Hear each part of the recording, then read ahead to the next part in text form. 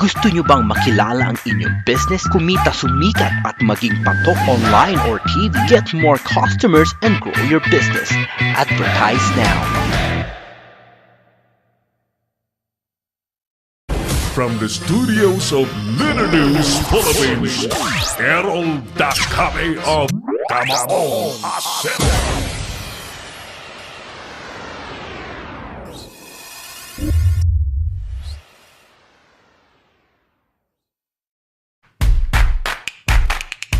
Thank you! Balik po tayo sa malaganap na palatuntunang Kamaong Asero na napapanood po worldwide sa pamagitan po ng ating digital platform ng Leader News Philippines at sa ating mainstream television channel sa Pinoy Extreme Channel. Nais kong batiin, Klo, yung ating kaibigan sa Indonesia na hinihintay natin at nagpapahintay sa atin ang ating magiging kumpadre sa binyag ng kanyang anak. Si Sir Jawar Sandoval na magiging malaking bahagi po ng operations and expansion po ng Leader News Philippines. Boss, Sir Pare Jawar Sandoval in Indonesia who just went to a trip to sa bagaling itong kaibigan natin. Saglit ha. Nakakataba naman ng puso ang mga comment niya rito. Sabi niya, "We've been monitoring Leader News Philippines and we are so proud of you." Sabi niya ni Sir Jawar Sandoval na nasa Indonesia. Isang napakatagumpay na negosyante sa Indonesia at matindi ang koneksyon sa Indonesia. He traveled to Cambodia and kababalik lang daw niya sa Indonesia. By the way, sabi niya, pwede ka bang maging ninong sa aking magiging baby? Talaga. So, of course, partner, looking forward to your homecoming dito sa Pilipinas at matuloy-tuloy po natin ang magagandang plano sa paglilingkod sa ating bansa. Alright, may isa pa tayong report mga suki. Yung kagandahang asal daw po sa trapiko at sa kalikasan, nagsanib puwersa daw po ang MMDA at ang Sesame Street para ituro sa mga kabataan. Narito po ang report ni Mike Francisco sa ating palatuntunan. Yes, Mike? Narito po tayo ngayon sa MMDA Park o Mini Park sa harap ng Manila Zoo. So, dito ginaganap ngayon ang signing ng contract between MMDA and Sesame Street to join force para sa pagpapalinang ng mga edukasyon ng kabataan tungo sa magandang asal at basic tawag dito safety and then mga pagmamahal din sa kalikasan. Panoorin natin. Masaya at makulay ang ginanap na partnership signing ng MMDA at Sesame Street na dinuluhan ng mga opisyal ng MMDA at mga piling bata para turuan ng tamang asal at habits sa road safety, kasama ang mga sikat na mascot ng Sesame Street. Ano po yung ang purpose ng MMDA para suportahan? Yung kasi, itong Sesame Workshop kasi, matagal na yan, kilala na yan. Opo. Napaka-epektibo yan sa pagtuturo sa mga kabataan. Opo. Dito sa atin sa Pilipinas, marami tayong gustong gawin. Kung minsan yung mga matatanda, may matitigas ang ulo, hindi marunong sumunod. Opo. Gusto natin umpisahan, bata pa lang, matuto na. Opo. So, pinakamagandang pamamaraan yan, yung mga bata pa lang, kasama ang Sesame Workshop, nag-e-enjoy yung mga bata habang natututo sila. Tuturuan mo sa public safety, tuturuan mo sa mga preparedness, tuturuan sa pagmamahal sa kalikasan. Yung bata, habang nag-e-enjoy sila sa learning experience na yan, mas lalong natatandaan nila, mas lalong nagkakaroon ng imprint, hindi nila nakakalimutan yan hanggang sa paglaki nila, dala nila yan. Sir, so ang tawag ko nga rito yung generational approach to teaching our citizens, na kung minsan mahirap na turuan yung mga matatanda, umpisan natin dito sa mga bata. At tamang-tama, napakaganda, nandito yung Sesame Workshop na epektibong ano yan, epektibo sila sa pagbibigay ng educational. Educational, may konting entertainment, pero mabisa yung programa nila. Para malinawan ng karamihan kung gaano ka-importante ito, pinakita ko ang video ng Chrome Seat Auto TV na gawa ng halos 4 na taon na nakakaraan at makikita dito kung paano na-adapt ng mga kabataan ng habits ng mga matatanda sa kalsada.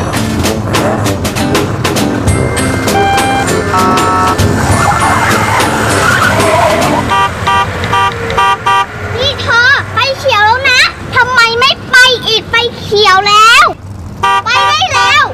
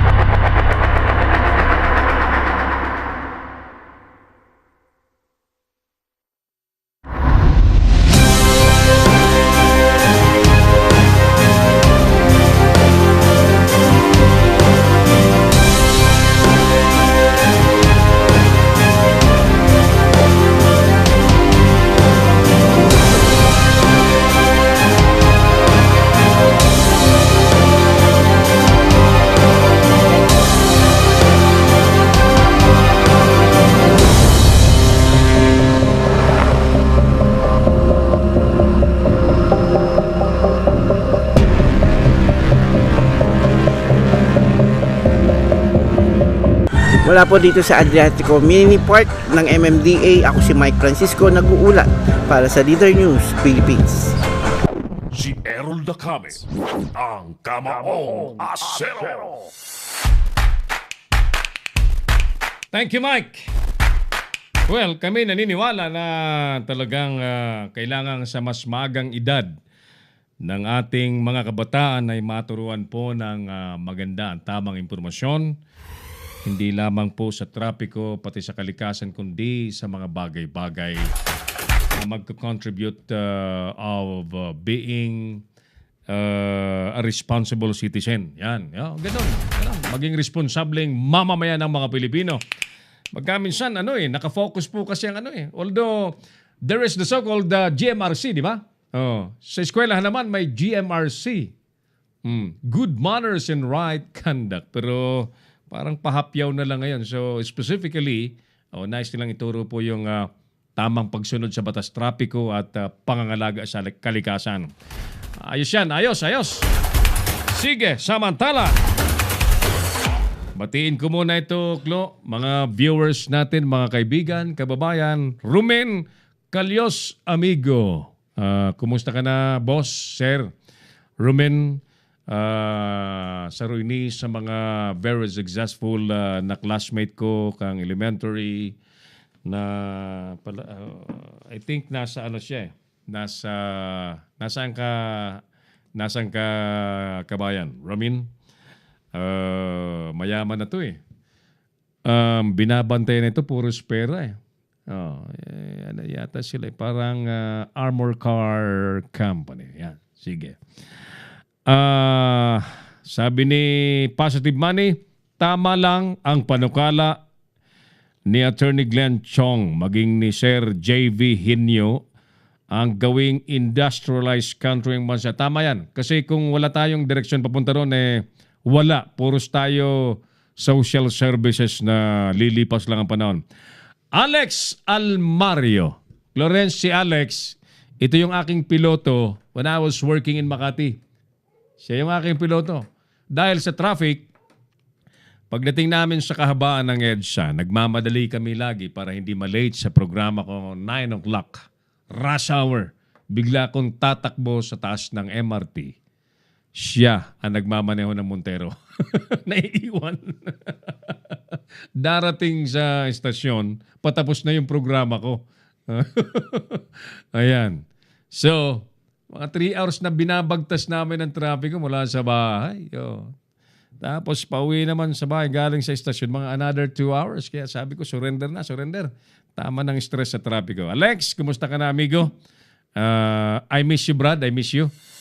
Ayan. Tuloy tayo sa ating palatuntunan. Sino pa mga nanonood po sa atin ngayon? Christian Lee. Christian, magandang gabi. Sabi ni Alex, ni Lex, hi Sir Errol, gandang gabi. Isang malupit na bate nga dyan. Thanks and God bless. Si Lex yata ay piloto ito sa isang cooperative dyan sa Pampanga ngayon. Dito tayo nagkita-kita. Carlos 13 Mapile, Mayor! Ang aking mayor sa Tayog, Pangasinan. Yan. Vice Mayor siya ngayon pero wala siyang kalaban sa pagiging alkalde. Vice Mayor na by July 1, siguradong mayor na siya ulit. Mayor Carlos 13 Mapile ng Tayog, Pangasinan. Kahit siya lang ang bumoto, Chloe, wala nang problema. Walang kalaban Kahit siya lang bumoto. Salo niya. Napakagaling na mama. Kaya walang lumalaban So, iba kasi pagka you are destined to be a very, very good public servant, hindi mahirap pong maglingkod. Yan. Mayor Carlos Mapili. Yan. Sir, kumusta ka na? Anong update by the way sa Ayala? Yan, makibalita nga ako, sir. Anong nangyari sa Ayala? Olive, Ma'am Olive, paano kung ang presidente mismo kilala yung drug lords? Seems hopeless with the present government fake war on drugs, sabi ni Ma'am Olive. Frustrated si Ma'am Olive. Ayan. Maraming nagsasabi na parang peke nga daw yung war on drugs. So tingnan natin kung anong mangyayari pa sapagkat umami na Ma'am Olive, ang presidente, na mas lumala ang problema sa droga sa Pilipinas. Ruel de la Cruzer, magandang gabi po. Welcome sa ating program. Tanggal na naman itong aking headphone. Saglit ha. Alex Almario, nagbabalik. Ang sabi niya? Saglit ha. Tanggal. Natasagi ko. Saan ba kita makikita? Sa Light Microfinance po ako ngayon. Nationwide. Thanks, Boss Errol. Miss you too. Saan mo ba ako makikita? Ayan mo, magkikita rin tayo. Kailan ba birthday mo, Lex? Parang April birthday mo, di ba? If I'm not mistaken. Imbitahin mo kami ni Clarence. At yan, sige. Who else? Alright, sige, tuloy-tuloy po tayo. Samantala mga kaibigan, siyempre tinanong natin yung ilan sa mga kababayan natin sa pamamagitan ng ating masipag na lady reporter Dryan Zamora sa kanilang mga opinion sa ating tanong, ano ba ang dapat gawin ng gobyerno ngayong lumala lalo ang problema sa droga sa ating bansa? Panoorin po natin.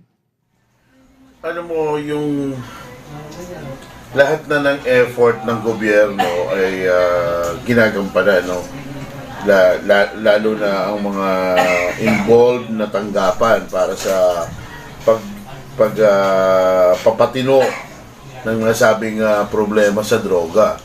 Pero ang tanong ano ba ang basihan para sabihin natin na lumalala ang droga sa ating bansa?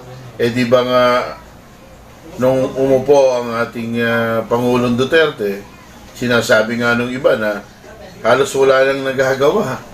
Lahat na ng programa o lahat na ng kanyang gawain nakatutok na sa pagsugpo ng illegal drugs. So, ibig bang sabihin nito, hindi epektibo?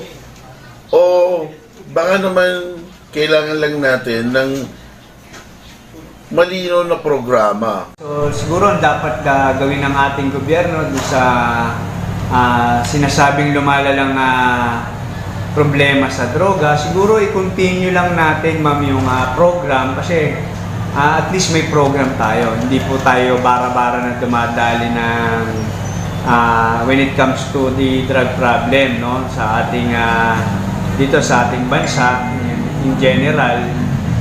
Katulad niyan kasi kung wala po tayong programa o wala tayong standard na para sugpuin yan, siguro magkakanya-kanya po, wala pong patutunguhan. So siguro dapat we stick to the plan ng government kung ano po yung project ng ating presidente at ating chief PNP na kung saan yung very particular po sila sa drug problem na para masugpo to, no? Kasi alam na po na natin na talagang doon nag-emanate yung lahat ng krimen. And then, siyempre, yung ating programa po sa droga, siguro, hindi naman po talagang masusugpo at siguradong talagang mapapabawasan naman natin, ma-eradicate kumbaga.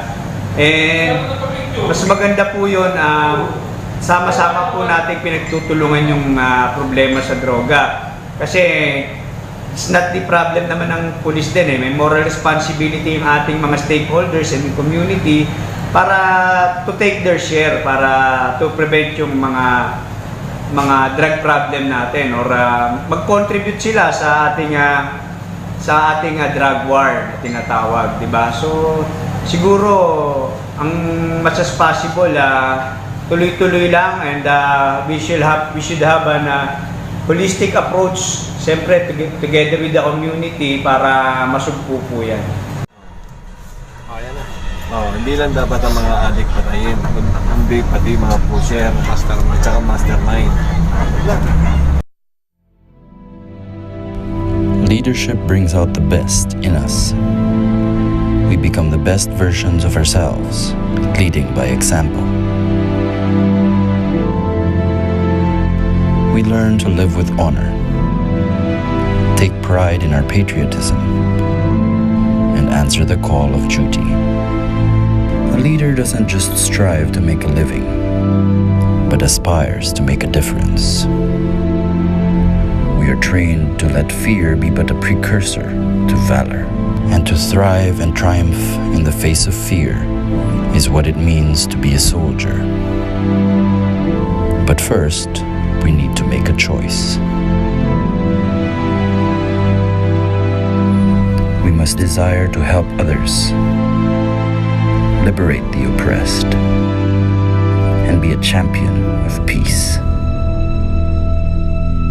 We must choose to inspire a nation worth fighting for. It is a choice that gives a sense of purpose and lifts us to great heights. Destiny waits for no one, and the choice is yours to make. Don't wish. Become.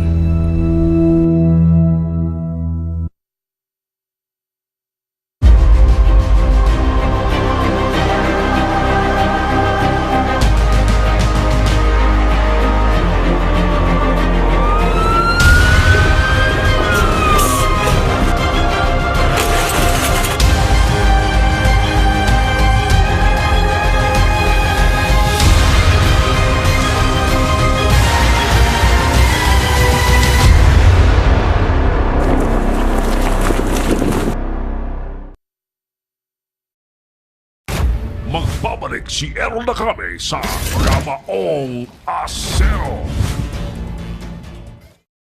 Bring your business over 1 million TV or online. Reach your target customers anytime, anywhere. Your brand on TV or on the web. Get more customers and grow your business. Advertise now.